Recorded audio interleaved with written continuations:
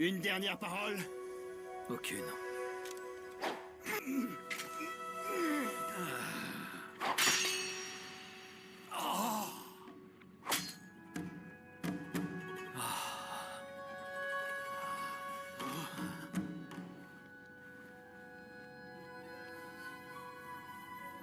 C'est impossible. Pourquoi? Pourquoi je ne peux pas mourir? Ou plutôt, pourquoi est-ce que je m'obstine à ne pas mourir? Tu es condamné au bûcher! À la base, les flammes sont réservées aux pyromanes et incendiaires en tout genre. La chair qui se consume provoque une douleur intolérable. Sous la chaleur, les muscles se contractent, allant jusqu'à briser les os et pulvériser le corps en entier. Le condamné finit par suffoquer à cause de la fumée dégagée par le brasier, s'il n'est pas intoxiqué par les émanations auparavant. Quelle qu'en soit la cause, c'est une mort atroce. Par pure clémence, le condamné est parfois achevé avant d'avoir à endurer un tel supplice. Désolé, les gars.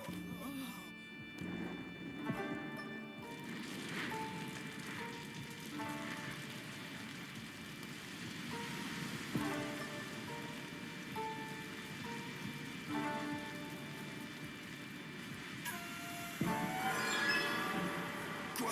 Une telle fournaise n'a aucun effet? Les jambes d'un humain peuvent résister à la traction d'un animal de 500 kilos. Un bœuf, quant à lui, peut peser près du double.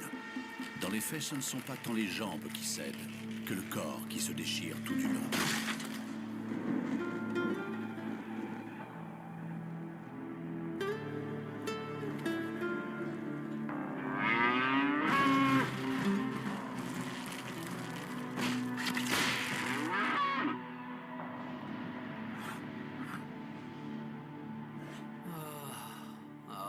Tiens. Nous allons finir par nous couvrir de ridicule. Emmenez davantage de bœufs! La peine du bouillir, ou supplice de la marmite.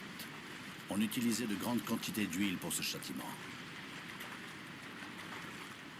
L'inconvénient de cette peine, c'est qu'à 370 degrés, l'huile entre en combustion spontanée. Les marmites en terre cuite de l'époque des Dôdes ne supportaient pas longtemps une telle température.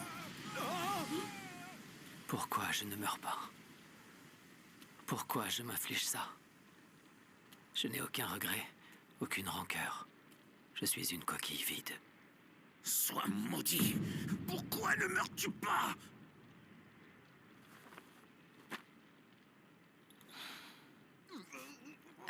Messire, j'ai réuni tout le nécessaire. C'est quand vous le désirez.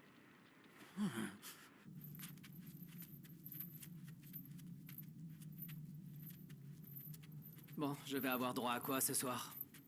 J'avoue que ce petit jeu commence à me fatiguer. Jusqu'à quand ça va continuer? C'est la dernière fois que tu fais le malin, je te le garantis.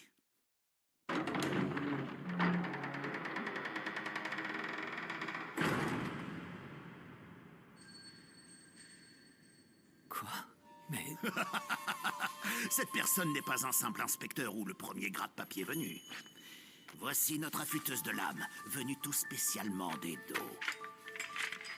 Exécutrice des hautes œuvres, experte de la décollation, Yamada Simon Sagiri. Tête d'un mouvement. C'est une Asaemon? Mais c'est une femme. En effet, une femme. Gabimaru, venue d'Ishu. Le gouvernement a décrété ton exécution capitale.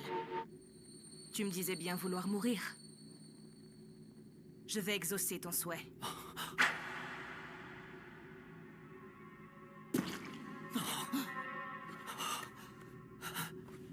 Cette femme, elle, c'est du sérieux.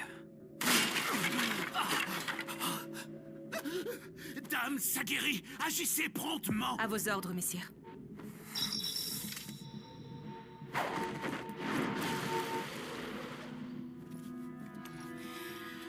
Pourquoi avoir esquivé?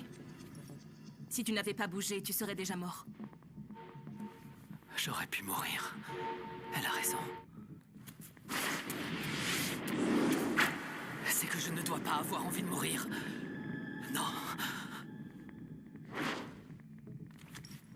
Tu sais, de par mon métier, j'ai tué de nombreux hommes, vu leur dernier soupir. J'ai appris à discerner leurs réactions face au moment de vérité. La nature profonde de tout un chacun se reflète dans ma lame. Certains continuent leur bravade jusqu'au bout. D'autres implorent ma pitié de toute leur force. Enfin, il y a ceux qui ont cru se convaincre qu'ils avaient accepté l'inéluctable. Quoi? Gabi Marou, le vide. Tu as mérité ce surnom. Le néant en toi est abyssal.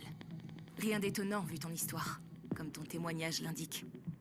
Néanmoins, tu n'as pas été honnête. Du moins sur un point. Tu mens en disant ne pas t'accrocher à la vie. Car en fait, tu aimes ta femme. Je dirais même que son existence, pour toi, constitue ta seule raison de vivre. Je me trompe? Non.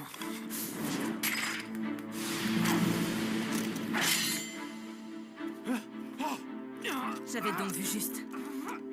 Pourquoi te raconter tant d'histoires à toi-même?